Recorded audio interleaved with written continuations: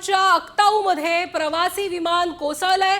अझरबैजानवरून हे प्रवासी विमान 72 जणांना घेऊन रशियाला जात होतं, मात्र अक्ताऊ विमानतळाजवळच हे विमान कोसळलंय।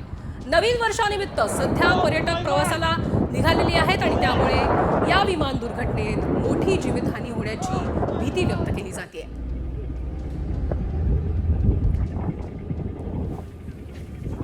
तर या विमान अपघाताची दृश्य आपण बघतोय, कशा पद्धतीने हे विमान कोसळलं आणि ही दुर्घटना घडलेली आहे।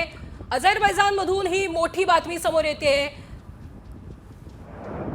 कशा पद्धतीने हे विमान जे आहे ते कोसळलेलं आहे। रशियाला जाणारे हे विमान होतं आणि या विमानात 72 प्रवासी असल्याचं समोर आलेलं आहे आणि या विमान दुर्घटनेमध्ये मोठी जीवितहानी झाल्याची भीती आता व्यक्त केली जाते।